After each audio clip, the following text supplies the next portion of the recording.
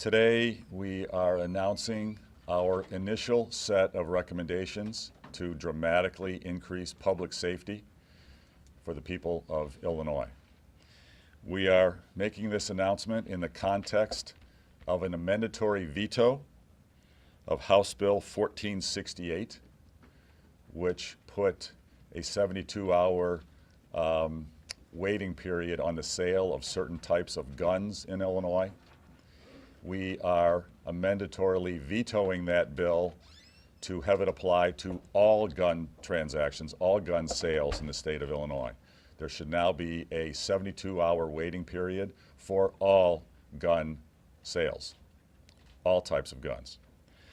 But the amendatory veto includes 5 other critical improvements to public safety within the amendatory veto, in addition to the 72-hour waiting period.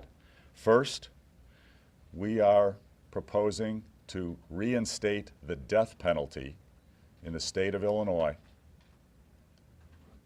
for mass murderers and for those who kill law enforcement officers. There must be a burden of proof where a person is guilty beyond all doubt. Guilt beyond any doubt for killing a police officer or committing a mass murder. We then will impose the death penalty in Illinois.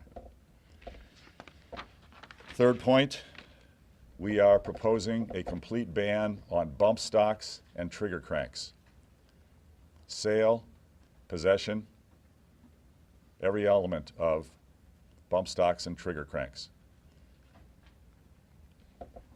This identical language we're proposing to the language that is in Senate Bill 2343 that has been stalled in the General Assembly for many weeks. Fourth, we are recommending the creation of a firearm restraining order to keep guns out of the hands of dangerous individuals, individuals who are adjudicated dangerous. There will be a rigorous process to determine that. Firearms may be removed from a person deemed dangerous for a 14-day period, and then there is further adjudication required in order to keep the guns away from an individual for another 6-month period. This will improve public safety significantly by allowing law enforcement the ability to remove guns from a dangerous individual where there's a significant burden of evidence that that individual is dangerous, poses a threat to themselves or to others. Fifth, we're calling for transparency around sentencing in the state of Illinois.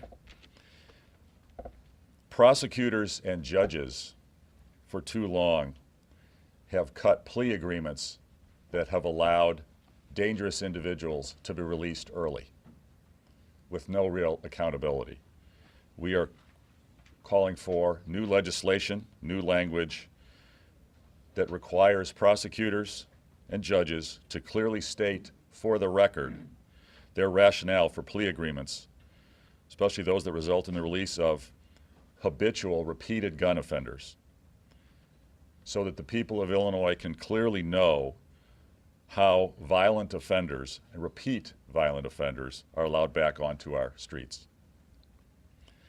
And then finally, we are calling for a new reallocation of local sales tax revenue for our school districts from the county school facility sales tax statute. We're calling for that statute to be changed through local referendums to allow new source of revenue to fund school resource officers, public safety officials, and mental health professionals to be hired by our schools to locate within the schools to prevent violence, keep our students safe proactively, and prevent the risk of violence in our homes of education in the state of Illinois. These are a set of 6 specific recommendations that our administration is making today as part of this amendatory veto. We are calling on the General Assembly to act quickly on our veto and our recommendations. But this is just an initial set. We applaud the work of our bipartisan public safety working group. They are continuing to evaluate additional actions. We are supportive of those. We also want to thank members of our terrorism task force and our school safety working group, all three of which have been working for many weeks to develop proposals. This is an initial set of recommendations, and we look forward to implementing additional recommendations as those come forward through the General Assembly and from those experts who are working at the present time. With that, I would like to turn the podium over to Lieutenant Governor Evelyn Sanguinetti for further comment. Thank you, Governor. Good morning, and thank you, Governor Rauner, for this thoughtful and balanced anti-gun violence package, which protects our constitutional rights, as well as the safety of our residents, particularly the safety of our children. Yesterday was Mother's Day, and far too many mothers out there went this special day without a loved one due to violence. I am a proud mother of 3 children. And like all parents out there, there's nothing that I want more than for our children to feel safe and be safe in their schools, at home, or any place else for that matter. I'm also the daughter of a Cuban refugee from Fidel Castro's communist regime. And my mother always told me the stories of how it worked out for them. The first thing Fidel Castro did was take away our ability to defend ourselves, take away our guns. Second thing he did to the people of Cuba was take away their property. And then thirdly was our freedom. So I remember growing up with these stories of oppression. I remember my mother and family members telling me what it was like to not be able to read a book of your choosing, not be able to practice a religion of your family's choosing. That's what a dictatorship does. And it doesn't work. And I think we could all agree on that. So needless to say, my mother always raised me to be a strong supporter of the Second Amendment. So I'm here today as someone who supports our gun rights, but also thinks that we could do so much better to protect our people, to protect our children, our communities. But what worries me the most as a mother is the protection of our children in their schools. Following the tragedy in Parkland, Florida, many moms and fathers are looking for real change, a balanced and a bipartisan change. And I know that Governor Bruce Rauner has insisted and is insisting that the best hope in finding a solution to gun violence is to build a bipartisan agreement. He is acting on that hope with his amendatory veto. Safety is not a partisan issue. Safety is an obligation that we all have.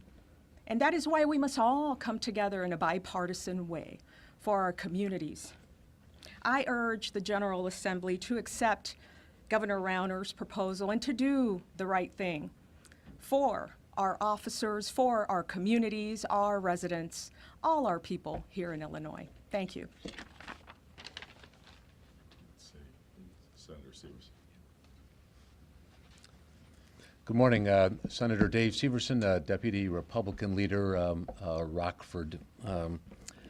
I just want to be brief and to thank the governor for taking the time to put together a thoughtful, balanced approach when it came to addressing this gun issue. This is a very complex issue that we've had discussions on for 20 years down here. And unfortunately, too many politicians try to have quick, soundbite solutions, which have never worked. The governor, to his credit, has taken the time to meet with law enforcement officials, meet with legislators, meet with families, meet with special interest groups representing victims from across the state to develop this 6-point approach, which will go a long ways to making Illinois a safer place to live and work and raise families. So I look forward to working with the governor and the legislature in trying to move this piece of legislation forward. And I think if we can do this in a bipartisan fashion, it'll be a big victory for Illinois families. So Governor, again, I want to thank you for taking the time to do it the right way. Thank you, Representative Wheeler. Thank you. Senator. I'm Representative Keith Wheeler. I represent the 50th District, which is parts of Kane and Kendall counties.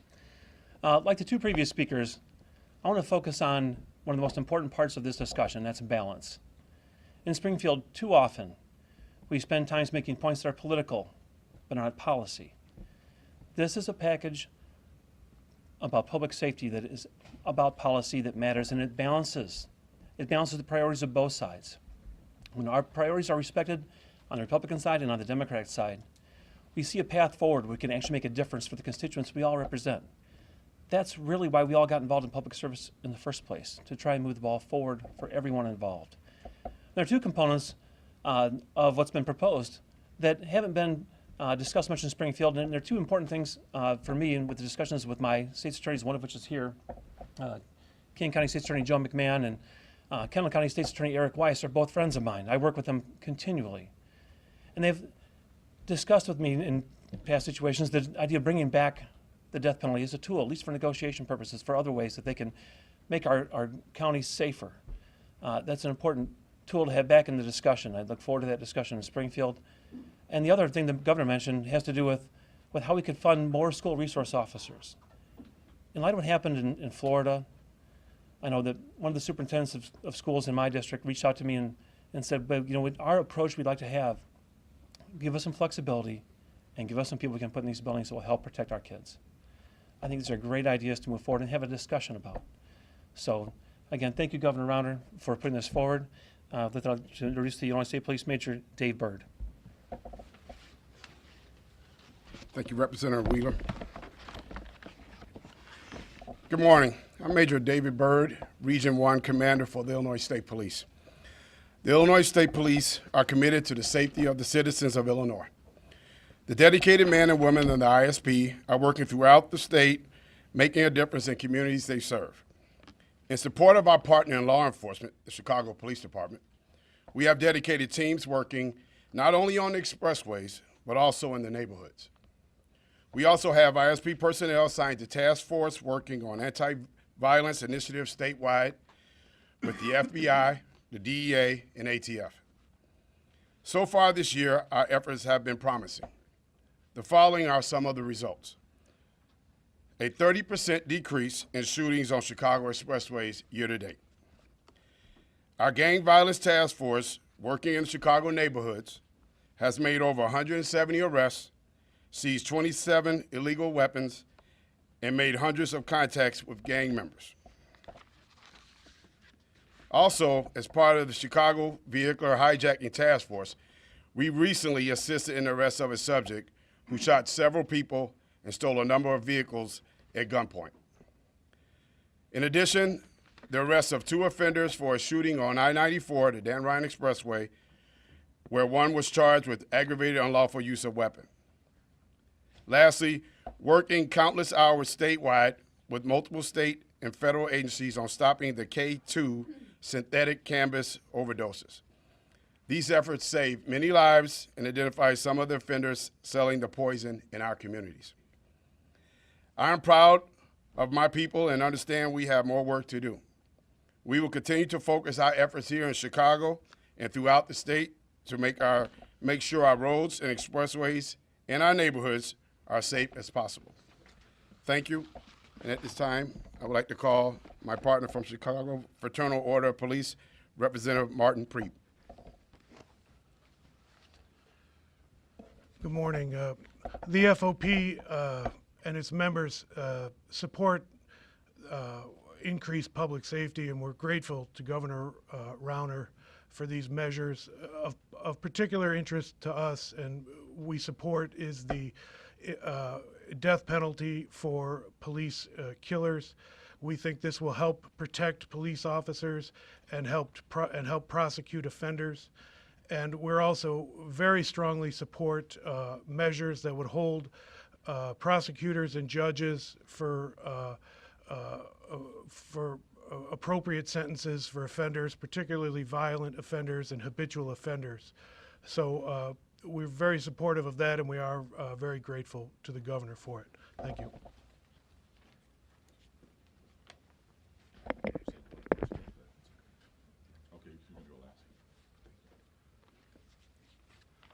Thank you, Martin. Good morning. I'm Mike Neerheim, the Lake County State's Attorney. I too appreciate Governor Rauner's careful considerations of all the concerns of all sides on this very important issue and the many debates that have taken place in recent years on criminal justice reform, guns, and public safety. This new law, a broad-based approach to gun crime, addresses many of these concerns. First and foremost, this law offers protections for the public and ensures that the most violent criminals, the worst of the worst, and career criminals are held fully accountable. It creates barriers around those who are a danger to the public and themselves by expanding the waiting period for all guns for 72 hours and gives the courts the ability to remove guns from dangerous people, provided that high evidentiary standards are met. And it demands that judges and prosecutors who reduce charges against certain violent offenders explain the reasoning for not seeking more severe penalties. And lastly, it creates a narrow path to the death penalty for those who murder police officers or commit mass murders, when there is no doubt that the accused actually committed the crime. These laws create new levels of transparency, and most important, they make it clear that this state has no tolerance for violent gun offenders. And they also help us to protect those that protect us, and I appreciate the governor for his work in that regard. Thank you. State Representative Michael McAuliffe, 20th District, northwest side of the city of Chicago and suburbs. I applaud the governor and his package, especially on the points about the no doubt on the death penalty. My district includes many police officers that work for the city of Chicago. By moving this legislation forward, they'll know that we have their back. I also have John Wayne Gacy, who lived 4 blocks away from where I live now. I hardly ever go down that street, but I can tell you everyone in that neighborhood will never forget him. And we need people like John Wayne Gacy, if they're going to do mass murders, to also receive the death penalty. Thank you. With that, I'll open it up to questions from the meeting. Governor, let me ask one on, since both you and the Lieutenant Governor, since she said she's a big 2A person, if I'm a woman, subject to having domestic violence, battery problems, what would you tell me if I said, you know, I can get a protective order, but sometimes the police can't get there soon enough. I'd like to have a gun now, and now you're telling me I have to wait 72 hours, is that right? 72 hours to get a handgun to protect myself? That is already the existing law in Illinois, is a 72-hour waiting period for handguns. We are now expanding it to all guns. Governor, would you explain I'm confused about which of these things are in the AV and All of them. These things. So the AV says, like, we recommend passing this other thing? So we get to the specific language, but every specific set of recommendations we're making for the General Assembly, the language is included in the AV. But how does that work logistically if it's not about what's in the bill? Like the 72-hour period thing is in the bill, the rest are not. So how is that an AV? It's all relative to the way the law works. Amendatory vetoes can include things that are directly related to the subject of the bill. Do you anticipate having a challenge with us as a big package?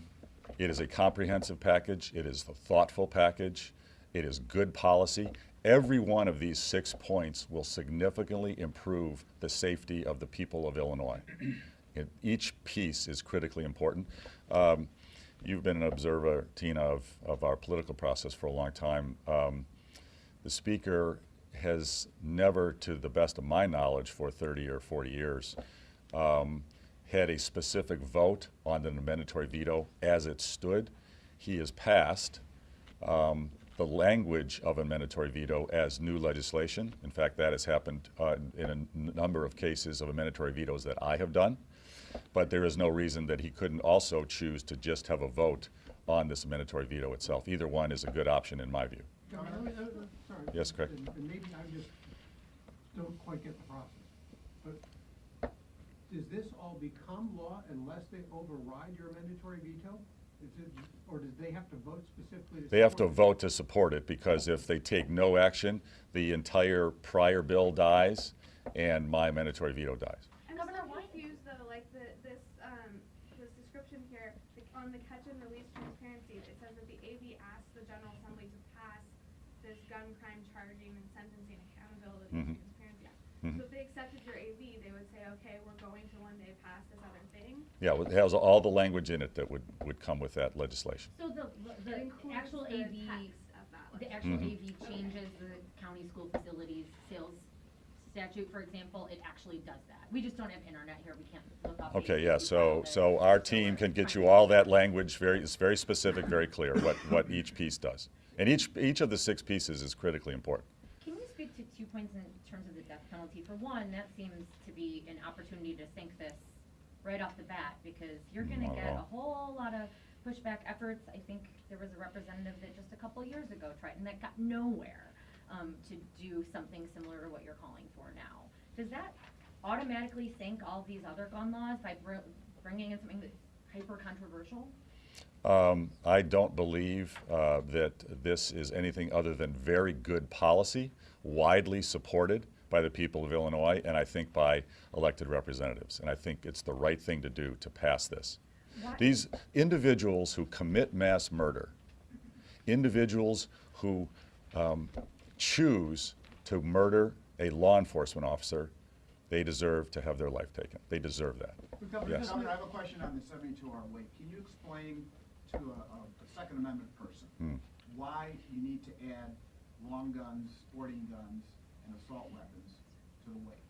Why is that important, and how do you plan to sell that, particularly among hard conservative Republicans, many of whom I see standing here today? So we have discussed this at length. We believe that this is not only consistent with the Second Amendment, doesn't violate the Second Amendment, but it can significantly increase public safety. If someone is perhaps on the verge of committing suicide, if someone is potentially a dangerous person, and they have violent acts in mind, that extra 2 days could make the difference between life and death. And having the ability for that person either to calm down and have second thoughts and get help, or for law enforcement or other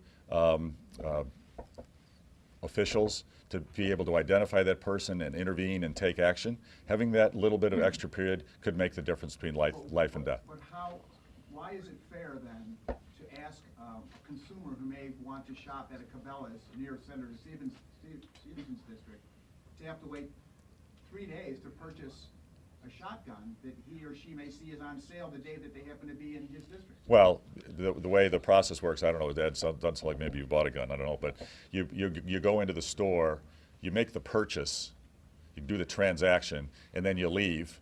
What's current law, you leave for a day and come back and pick it up. So the transaction can happen, but you don't get possession of the gun for a waiting period. Now, the current law is in Illinois, for handguns, you wait 72 hours. For other guns, you wait for 24 hours. This law that I'm recommending has all guns treated the same. Why do you think that's so important? Well, if someone is going to commit an act of violence against themselves or others, whether it's a short gun or a long gun, doesn't matter that much. They should all be treated the same. Can you, about this being able to disarm people, take people's guns away, is this a response to the Waffle House shooting, and can you kind of discuss how, if this law was in place a month, 2 months ago, it might have changed that circumstance? I don't think any specific part of this package is response to any one act of violence. This is a very thoughtful, comprehensive set of proposals that each piece of which, each of the 6 pieces, can significantly increase public safety. The ability for us as a society to identify someone who's at risk of violence or suicide, a violent act against themselves or others, through a rigorous process. This can't just be a random, unjustified accusation or statement by someone. This has to go through a process. It needs to be adjudicated. There has to be real probable cause. It's rigorous. Then the guns can be removed from that individual for a period of 14 days. And then they go back to the individual if there's not real proof, real evidence of imminent danger to themselves or others. And then there's also a period, an opportunity to have those guns away for 6 months if there's true proof, if there's real clear probable cause, because we want to protect the rights of individuals, their constitutional protection to protect themselves and to own their own property.